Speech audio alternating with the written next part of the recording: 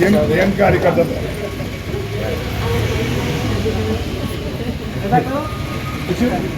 That's lovely, sir, being noticeable by you. Agarwal जी और उनके पूरे परिवार, मंच पर आसीन हमारे अग्रवाल समाज के डोमलगुड़ा के नेता और हमारे पार्षद रचना श्री,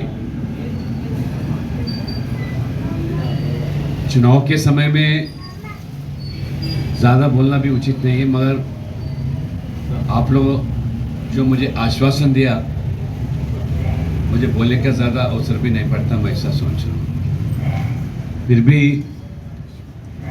हमारा दायित्व है कि हमारे उम्मीदवार जो पूसा राजू के प्रत्याशी मुशीराबाद का, उनको जिताने के लिए सिर्फ डोमलगुड़ा के हित के लिए नहीं, जैसे अब बताए तेलंगाना प्रदेश का हित के लिए या हमारे देश के हित के लिए यह जीत ज़रूरी है कि आने वाले 5 महीने के अंदर फिर हमारे संसदीय चुनाव भी होने वाले हैं। जैसे मोदी जी का 9 साल का कार्यकाल देखने के बाद पूरा देश आज गर्वान्वित है। ये जो विकास और गरीब के योजना जो बनाए, 9 साल के अंदर आपको जानकारी होना चाहिए, सरकार और आम आदमी के बीच में कोई दलाली व्यवस्था ही नहीं है। पहली बार हम महसूस कर रहे हैं। पता भी होना चाहिए और गर्व भी होना चाहिए। दुनिया भर में सबसे ज़्यादा डिजिटल ट्रांजैक्शंस आज हिंदुस्तान के अंदर होना 140 आबादी है।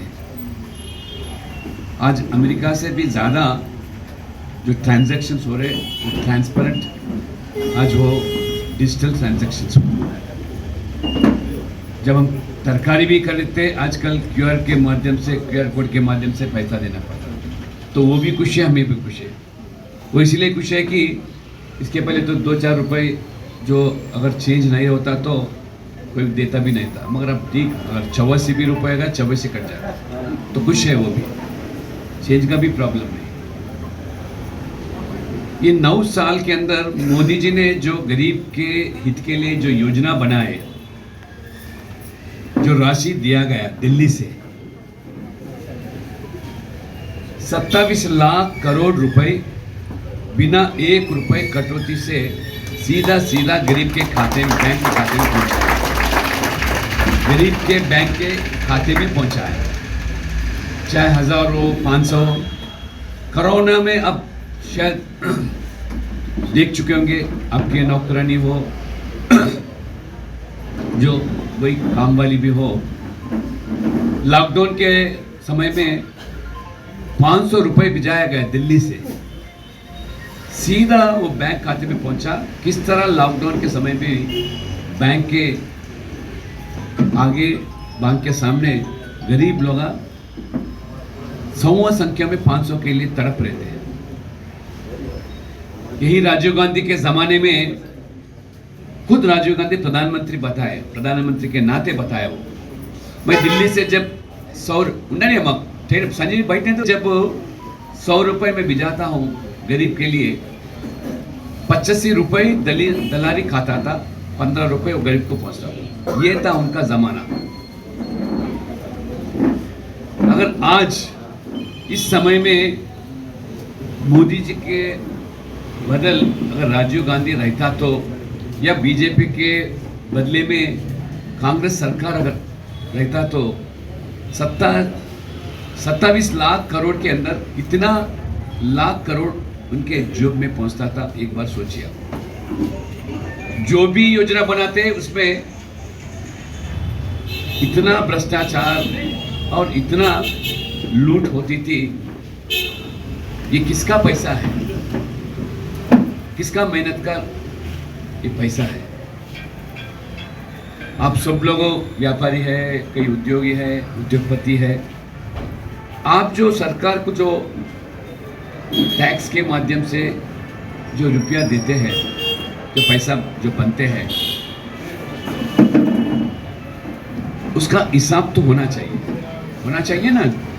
आप भी प्रपोजल रण के बीच में वोट मांगने के लिए जो आ रहे हैं, इतना रेवड़ियां घोषित कर रहे हैं, किसके पैसे आप बांटना चाह रहे हैं?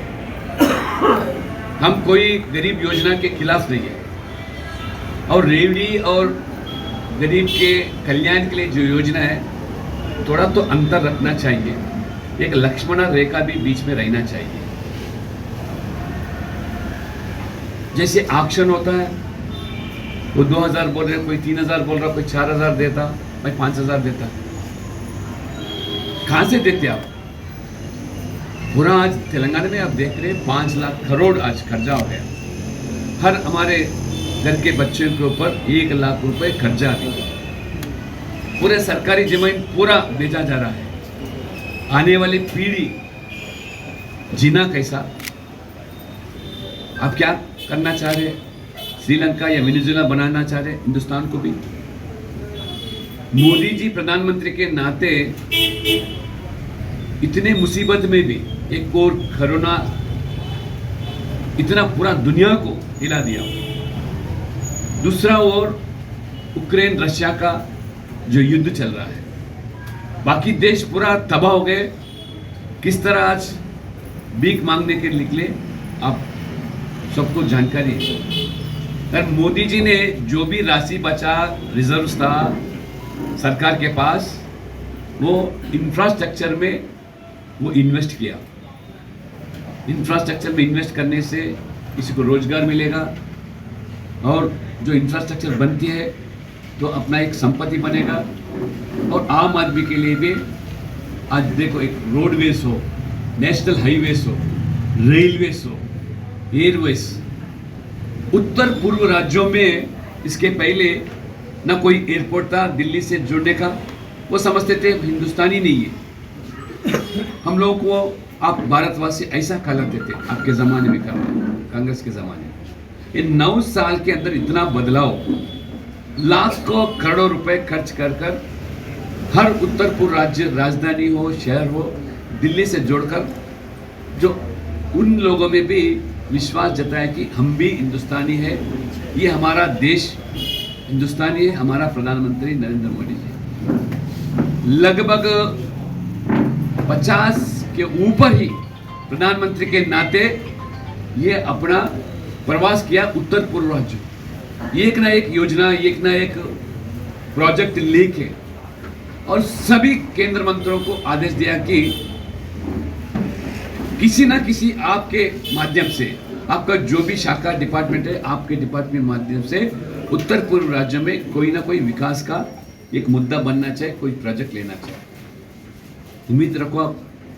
77 हमारे केंद्र मंत्री हर 2-3 महीने प्रवास करते थे। हकीकत में उत्तर पूर्व राज्यों में ईसाई बहुल समाज है, ईसाई है। बाकी लोग तो भारतीय जनता पार्टी, हिंदू धर्म अपनाने वाले पार्टी, हिंदू धर्म के लोगों की पार्टी या अग्रवर्णों का पार्टी, जो हमारे ऊपर जो इल्ज़ाम रखते हैं, आपको जानकारी होना चाहिए। 8 राज्यों में, उत्तर पूर्व राज्यों में, 6 राज्यों में भारतीय जनता पार्टी का सरकार है। फिर हमारे ईसाई मंत्री है, मुख्यमंत्री है। जब मोदी जी सबका साथ सबका विकास नारा देते हैं, तो हिंदुस्तान के सभी नागरिक के लिए वो काम करने वाले हैं। चुनाव के समय में राजनीति है, चुनाव के बाद टीम इंडिया के नाते, चाहे हमें वोट दिए नहीं दिए, चाहे हमारे सरकार है या नहीं, इस तरह मोदी जी ने जब सबका साथ सबका विकास नारा लेके काम कर रहे, इसीलिए देश में 18 राज्यों में पहली बार आज तक कोई दल इतनी बड़ी संख्या में सरकार नहीं बनाई। मोदी जी की बदौलत से 18 राज्यों में सरकार बनाई। तेलंगाना में हमारा सरकार नहीं है, सिर्फ हमारे 3 विधायक है, 4 सांसद है। फिर भी 9 साल के अंदर 9 लाख करोड़ राशि दिया गया यहाँ के विकास के लिए। 1 लाख करोड़ सिर्फ नेशनल हाईवेज के लिए। इसके पहले तेलंगाना कोई हाईवेज का किसी को पता ही नहीं था। अभी देखो, देश के अंदर नंबर 2 स्थान पर नेशनल हाईवेज में, नेशनल एवरेज से भी बढ़कर आज हमारा तेलंगाना के अंदर इतने सालों में, आज़ादी के बाद लगभग 50 साल कांग्रेस सरकार भी थी और अन्य दलों ने भी यह तेलंगाना में सरकार बनाए, आंध्र में भी सरकार बनाए। 250 किलोमीटर का नेशनल हाईवेज था 60 साल के अंदर। ये 9 साल के अंदर मोदी जी के नेतृत्व में, हमारे नितिन गडकरी जी मंत्री है, केंद्र मंत्री, उनके नेतृत्व में 1 लाख करोड़ रुपए सिर्फ और सिर्फ तेलंगाना के ये नेशनल हाईवेज के लिए, और 2,500 किलोमीटर 9 साल के अंदर। आप जो 60 साल में किए, हम 9 साल में 2,500 किलोमीटर अब बनाकर 5,000 किलोमीटर नेशनल हाईवे से। उससे क्या है, व्यापारी भी खुश है, या उद्योगी भी खुश है, नागरिक भी खुश है। इस तरह ग्रामीण सड़क हो, ग्रामीण से शहर को जोड़ना, ये प्रदेश से दूसरा प्रदेश को जोड़ना, इस तरह विकास किस तरह तेजी से आगे बढ़ रहा है, ये आपको मैं मिसाल के रूप में बताना चाहता हूँ। और रेलवेज का बजट जो बोलते तेलंगाना के लिए किया क्या बीजेपी, मोदी जी ने बार बार जो सवाल उठाते, मैं इनको बताना चाहूँगा। मगर हमारा सरकार नहीं रहने के बावजूद भी आज अविभाजन आंध्र प्रदेश में सबसे ज्यादा राशि 800 करोड़ रुपए आंध्र प्रदेश को दिया गया था रेलवेज के लिए, चाहे डबल ब्रॉडगेज हो, इलेक्ट्रिफिकेशन हो।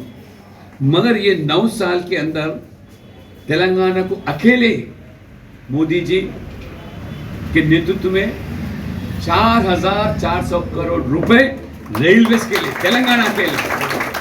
आप अविभाजन आंध्र प्रदेश को 800 करोड़, ज्यादा से ज्यादा। आप केंद्र में सरकार था या प्रदेश में भी आपका ही सरकार था, ये था आपका रवैया। कहां से आया पैसा? क्योंकि कोई लूटी नहीं है, लूटना नहीं है, कोई भ्रष्टाचार नहीं है। जो पैसे ये टैक्स के रूप में जो बन रहे, सीधा सीधा हमारे आम नागरिक के लिए, गरीब के लिए, हमारे विकास के लिए खर्च किया जा रहा है, कोई दलाली व्यवस्था न रहने के बावजूद। इसलिए मैं ज्यादा न बोलते हो, मैं आपके विधायक था 2 बार, कई बार मुझे आशीर्वाद दिए। यहाँ पे भी हम विधायक के नाते, सरकार हमारा नहीं रहने के बावजूद भी इतने गरीबों को हम मकान बनाए। जो योजना था सरकार का, आज तक उसका रिकॉर्ड कोई नहीं कर सकता। पहली बार जब एमएलए था 3,000 लोग, और दूसरी बार जो डबल बेडरूम की बात आई, तो एक विधायक के नाते सरकार से लड़कर यहाँ लगभग 500 लोगों को डबल बेडरूम दिला। आपको पता है, यहाँ म्यूनसिपल क्वार्टर से आपके दादा परदादा भी देख रहे होंगे, जो कर्मचारी थे म्यूनसिपल के, जो दलित समाज के थे, हम ही आने के बाद, हम ही जीतने के बाद, बीजेपी ही यहाँ विधायक बनने के बाद ही उनका मकान उनको आज पूरा उनको दिया गया, पूरे दलित समाज को। कहीं नहीं हुआ, सरकार से लड़कर विधानसभा में कई बार ये मुद्दा उठाकर उनको हवेला कर दिया। आप देखो इतने बंगले बन रहे हैं वहाँ पे, डबल स्टोरी, ट्रिपल स्टोरी बन गया। जवाहरनगर में भी एसआरटी टीआरटी क्वार्टर, पता है गांधी जी को, हम खुद जीवो ला के उसका पूरा ओनरशिप बनाया। इसीलिए जहाँ भी बीजेपी है, विकास, गरीब के कल्याण के बारे में सोचने वाले। मैं अभी पार्टी मुझे जो दायित्व दिया, आज उत्तर प्रदेश से मैं राज्यसभा सदस्य बना, एक सामान्य कार्यकर्ता। मेरा कोई परिवार राजनीति में नहीं है, मेरा दादा परदादा कोई राजनीति में नहीं है। सिर्फ लोगों की सेवा करने में, देश के हित के लिए, धर्म के हित के लिए, जो हम वो भावना से हम राजनीति में आए, वो भावना से लगभग जैसे बताए 4 दशकों से जब मैं काम कर रहा हूँ। आज मुझे पार्टी ने इतना बड़ा दायित्व, उत्तर प्रदेश माने देश में सबसे बड़ा राज्य है, उस प्रदेश में से यहाँ से चुनकर, जहाँ हमारे सरकार भी नहीं है, एक कार्यकर्ता को अगर हमको उत्तर प्रदेश में राज्यसभा बनाया, ये सब आप सबका देन है।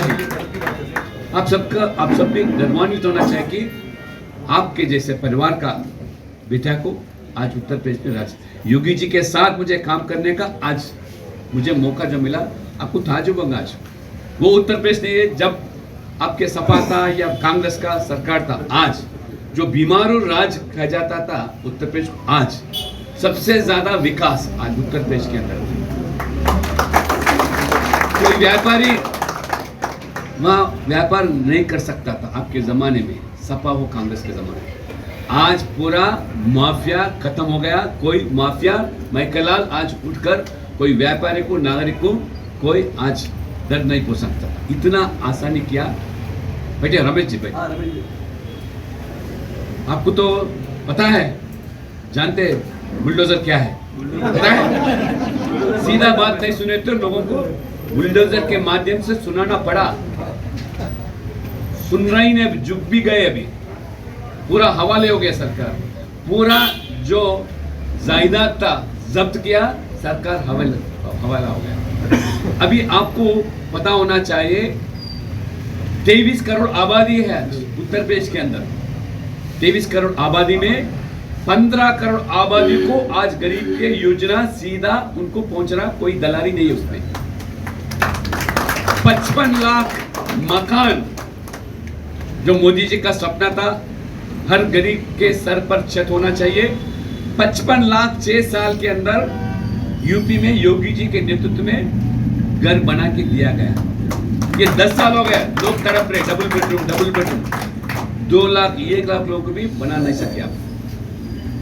और निःशुल्क राशन दिया जा रहा है उत्तर प्रदेश में। 15 करोड़ आबादी को हर महीना, हर परिवार में, हर व्यक्ति को 5 किलो चावल दिया जा रहा है। उसके अलावा मोदी जी का भी अलग और योगी जी का भी अलग। और योगी जी तो अपने सरकार के माध्यम से, मोदी जी का तो बड़ी प्रधानमंत्री गरीब कल्याण अन्न योजना के नाम पे 5 किलो चावल जो दिया जा रहा, मगर योगी जी सरकार उसके अलावा 1 किलो चीनी, 1 किलो दाल, 1 किलो तेल, 1 किलो नमक भी, क्योंकि कोई नमक हराम खाने के बाद तो नमक हराम 15 करोड़ आबादी को दिया जा रहा। कोई भेदभाव नहीं है जो हमारा पटका पहना या नहीं, चाहे वो हमारा जाति है या हमारा मजहब है, न जाति है न मजहब है। पूरे गरीब जो है, गरीब का कोई जाति नहीं है, कोई मजहब नहीं है। गरीब के नाम पे 15 करोड़ आबादी को दिया जाए, वो है योगी जी का सरकार। माने डबल इंजन सरकार रहने से किस तरह आज उपलब्धियां सीधा गरीब के खाते में। आप क्या तेलंगाना में ये हमारे पटका पहनेंगे तो दलित बंधु मिलेगा, तो हमारा पार्टी में शामिल होंगे तभी आपको डबल बेडरूम मिलेगा, तो आप हमारा समर्थन करेंगे तभी आपको पेंशन मिलेगा। ये आपका रवैया। इसलिए मैं आपसे अनुरोध करता हूँ, ये जो चुनाव है आने वाले भविष्य के लिए चुनाव होने वाले। आप क्या समझ रहे? हम अच्छा है हमारे मकान में, हमारा कोई लेना देनी राजनीति से, हम तो सुकून है। क्या हुआ सुकून? अभी आज इजराइल पैलेस्तीन में क्या हो रहा, क्या सुकून है, क्या है? सिविल वॉर जो हो रहा है, आम नागरिक के साथ संबंध है, क्या रिश्ता है? कई हजारों संख्या में आज जान खो जा, किसके वजह से? देश वहाँ सुरक्षा नहीं रहने से, सुरक्षा बल वहाँ पे ठीक ढंग से नहीं रहने से, किस तरह कोई आतंकवादी, कोई उग्रवादी अपना जो शिविर चला रहे, तो देश के कितना बला हो रहा आज लोगों को जानकारी हो। कई हमारे आपके बच्चे भी आज लंदन ब्रिटेन में होंगे शायद। देखो लंदन का हाल क्या हो रहा है, देखो अब पता कर लो, अब अपने हाथ में नहीं है लंदन।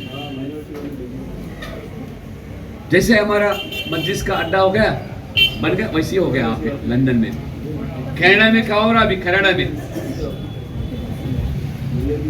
क्या बोले?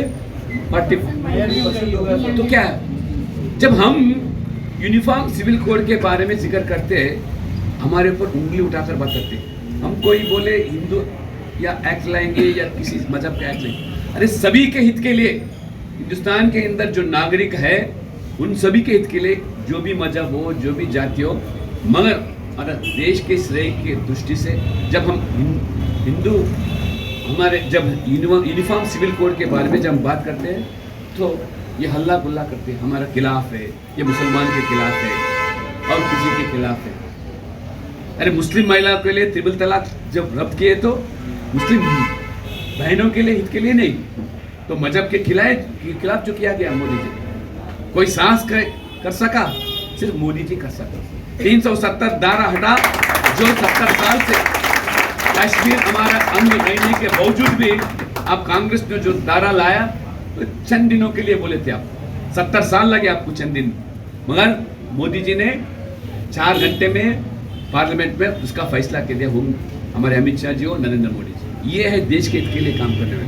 आज देखो एक बार किस तरह आज कश्मीर में पर्यटक हजारों संख्या में, इतना सुंदर प्रदेश आप होना चाहते थे, 370 धारा हो या मुस्लिम बहनों के लिए ट्रिपल तलाक का हो, और या हमारे जीएसटी हो, जीएसटी में इतना गड़बड़ाओ लोगों में, खासतौर से व्यापारियों को।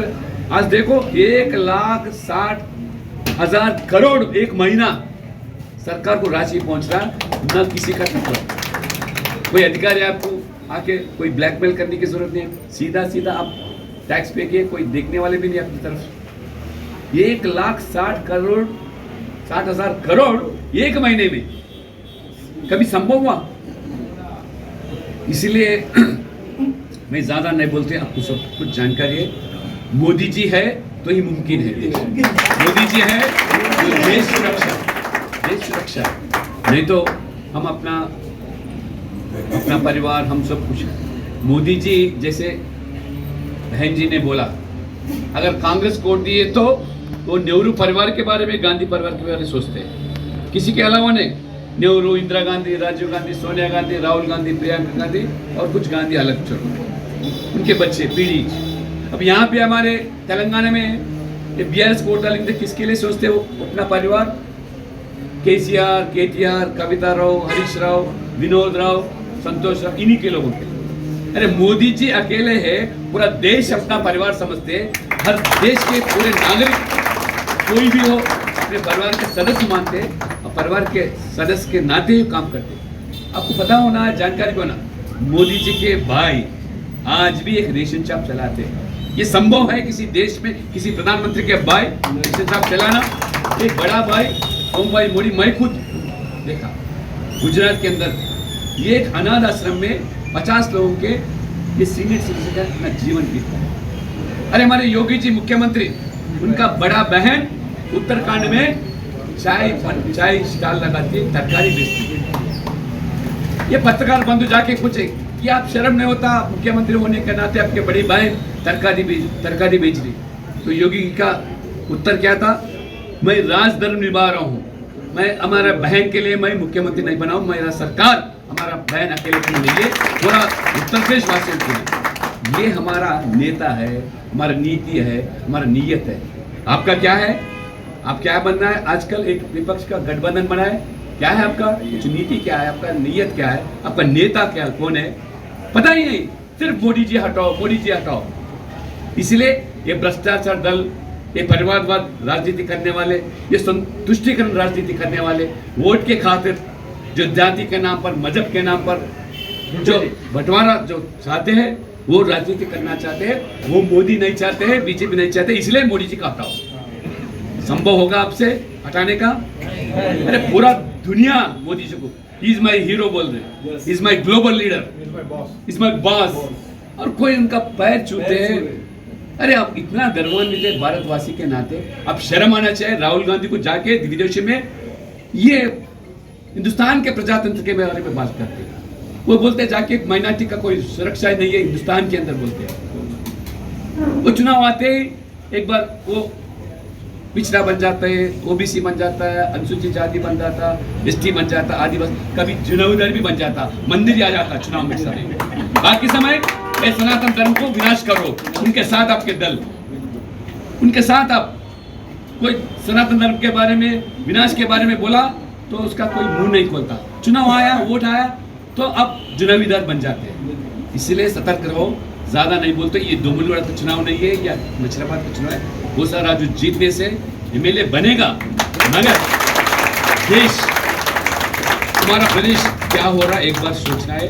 ये भ्रष्टाचार को खत्म करना चाहिए, ये परिवारवाद राजनीति को खत्म करना चाहिए, और ये तुष्टिकरण राजनीति को खत्म करना, तभी हमें सुरक्षा होगा। नहीं तो आज जो देख रहे हमारे मजलिस ओवैसी पुराना शहर के अंदर, वो विधायक बयान देते हैं कोई करंट बिल बनने की जरूरत नहीं, कोई पानी का बिल बनने की जरूरत नहीं, ट्रिपल रेट जाओ, कोई चलान करने वाला मैं कलाल नहीं है, ओल्ड सिटी में बोलते हैं। और 24 घंटा व्यापार करो, कोई पूछने वाला नहीं, कोई मंत्री भी नहीं आ सकता। हमारे इशारे पे कोई भी मुख्यमंत्री बने नाचना ही पड़ेगा, ये ओवैसी का बयान है। क्या हमारे पर इतना दबाव, क्या किसके लिए? इसलिए सोचो, आप ही नहीं, जैसे बोले आप कई लोगों को प्रभावित कर सकते हैं। हमारे जो गरीब, जो हमारे मेड सर्वेंट हो, कुक हो, सिक्योरिटी हो, वॉचमैन हो, ये पैसे के लालच में वोट खरीदना चाहते हैं, एक बार उनको सतर्क रखो। और आपके बच्चों के हित के लिए, आने वाले पीढ़ी के हित के लिए वोट डालना है तो बीजेपी को डालना, मोदी जी को डालना, कमल को नहीं।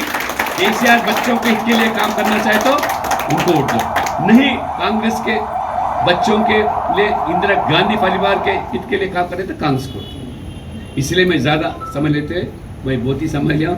मुझे भी जाना है, योगी जी आ रहे, उनको मैं स्वागत करना है। बहुत बहुत धन्यवाद। हमेशा हमारे संतोष और हमारे रमेश गांधी पूरे हमारे साथ हैं और भविष्य में हमारे साथ रहेंगे, देश के साथ रहेंगे। हमारे साथ मतलब हमारे समाज के साथ और देश के साथ। बहुत बहुत धन्यवाद। अतिथि डॉक्टर के लक्ष्मण जी और सभी को हृदयपूर्वक नमस्कार। ये मेरा एक ही अपील है, 30 तारीख जो भी है, हर व्यक्ति जाके वोट डालना है। सुबह सुबह 7 बजे से लेकर 5 बजे तक है टाइम, तो सभी लोग है ना फर्स्ट उसमें गए तो अपना आसान हो जाएगा, तो जल्दी वोट डाल के फिर वापस आकर अपना काम देख सकते हैं। और ये सीरियल बटन प्रेस करके अपना वोट देना है। सभी को नमस्कार। समाज के लिए अध्यक्ष के लिए चुनाव लड़ चुके हैं और उनमें दो बात తొందరగానే పోవాలి. కొడుకుదంట అదే అదా